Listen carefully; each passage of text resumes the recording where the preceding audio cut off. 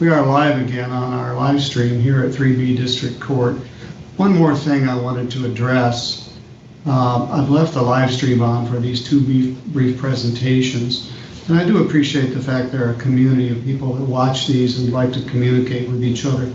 But as we indicated, sometimes the small minority of people publish things that are probably inappropriate or are inappropriate. So we will be shutting off the live feed when we start our presentations again next week, and shutting it off early in the process.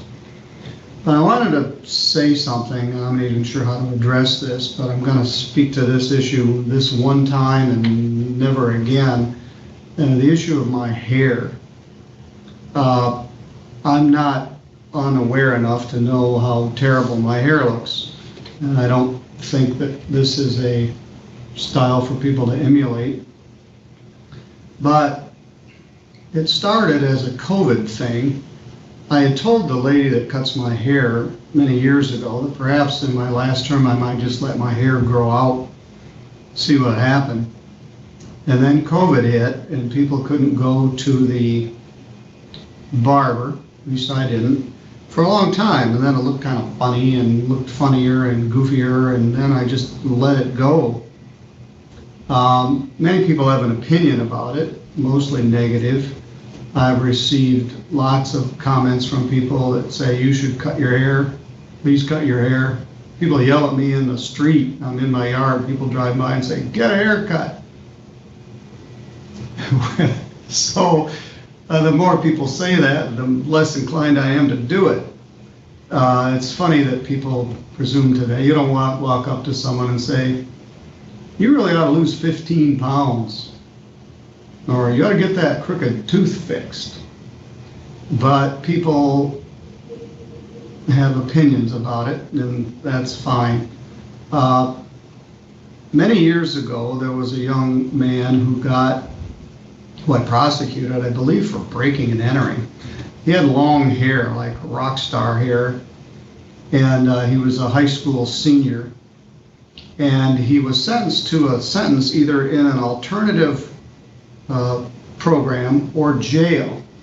They wouldn't take him in the alternative program unless he cut his hair.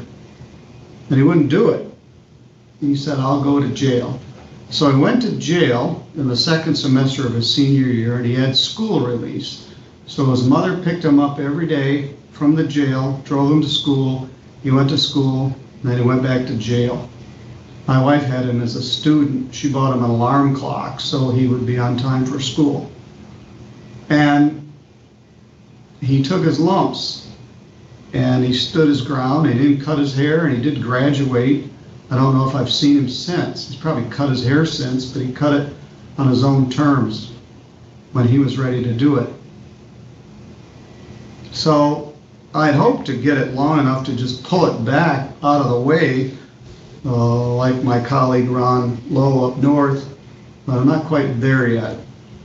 There's a scene in Forrest Gump where Tom Hanks, as Forrest Gump, has been running for hundreds of days, grew a long beard and was running. And then one day, he just stopped. He figured it was time to stop. So when I get to that point, I'll know when it is, and I'll cut it. People have said I look like Ben Franklin or, I don't even know, Bob Seger, George Washington, and the mullet head judge. I don't like that one much. So anyway, I'm going to keep it like this for a while until it's time to not do it. And I'm never going to speak of this again.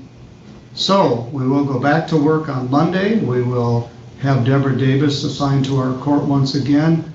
All the lawyers that have been appearing here will continue to appear. And I'll see you on Monday morning, May 24th. All right, thank you.